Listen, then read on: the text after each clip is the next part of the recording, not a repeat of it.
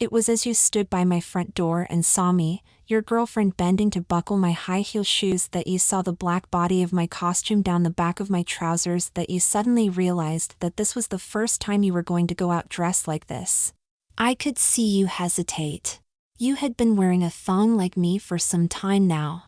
It held your manhood in place so that no one but me or you would know that it was there. The difference was this time I was wearing jeans and you were the one wearing fishnet tights and a knee-length wraparound black skirt. Your heels were black suede slip-ons and the heels were higher than mine. As we stepped outside, I could see you were immediately thinking of rushing back into the house as you were afraid of people seeing us. You were conscious of yourself as a sex object now. Don't worry, Cindy, you're a sexy lady, I told you. That was your new name. You are no longer the man you used to be. What had led you to be dressed this way, you ask? As we walked, you were careful to imitate my short strides, the sway of my hips, and to keep your chest out. I had trained you well in how to walk like a woman. If you weren't conscious when we stepped out of the front door, you were certainly conscious of people looking at you now. Would anyone guess that you were once a normal man? It was at that point you realized why people were looking at you. You realized that the wind was blowing up your skirt, revealing quite a bit of your thighs. You rushed to hold down your skirt down then. No wonder you had been attracting so much attention. I thought back to your first time. We had just made love and I suggested you should try on this new underwear I had bought you. It felt silky and smooth, I told you, and immediately you were hard. It was then that you protested, like most of my previous boyfriends, that men didn't wear knickers. You're not a normal man, I told you, and this will be our little secret, your way of demonstrating your love for me and my way of knowing that you are not cheating on me. Over the months that followed, as you wore out your boxer shorts, I replaced them with knickers and thongs. Initially, some of your boxer shorts would get accidentally burnt too when I was ironing or just happened to be underneath the wrapping paper I was cutting, but after a few weeks of you buying replacement boxer shorts at the same time as I bought you knickers and thongs, you started to get used to wearing knickers and thongs. You became more relaxed about wearing knickers and thongs. It seemed to give you a sense of relief. In fact, you started to put on your knickers without me prompting you to. I still had to encourage you to put on a thong from time to time. I noticed then that you started to accidentally burn, rip, or cut your boxer shorts like I used to do.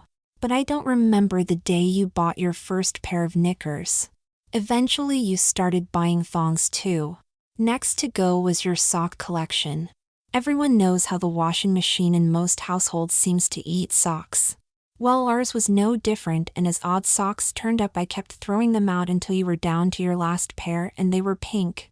You know how much you enjoy wearing knickers? Well, I think it's time you tried tights instead of socks. You will find a pair of tights don't get lost as easily as a pair of socks in our washing machine, so I won't have to keep replacing them, I said, passing you several packs of tights to put in your sock drawer.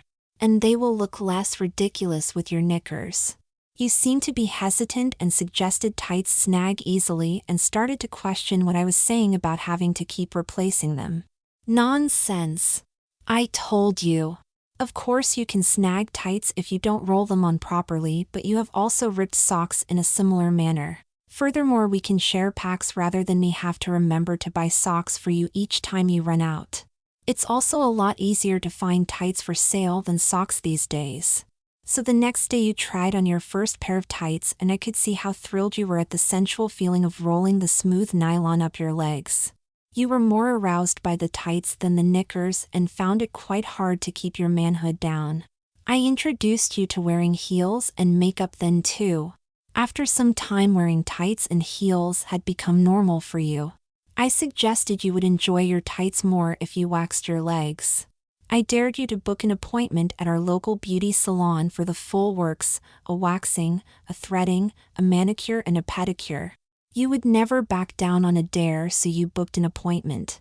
You were worried about going to the beauty salon as a guy, so I shaved your chest and glued some false breasts on you before helping you put on your first bra.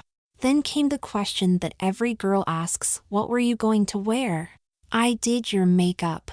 You were standing there in a thong and a pair of opaque tights and your bra. You asked me. I gave you a Playboy bunny uniform then. I was amazed when you put it on. A bold costume for a girl to wear for her first trip out. You had accepted my dare and were going to go out wearing it. You didn't know about the club yet, but you would find out and soon learn the rules. I would double my income at the club. So I put my Playboy uniform too. But I knew you would chicken out when we got to the front door, so I had you wear a skirt and a Macintosh to conceal it. I put trousers over my uniform and a blouse. We would go to the club once the beauty salon had completed making a woman of you. I would manage you and we would work the tables together. You didn't know you made such a beautiful Playboy bunny, Cindy. Did you? Or how popular you would become at the club,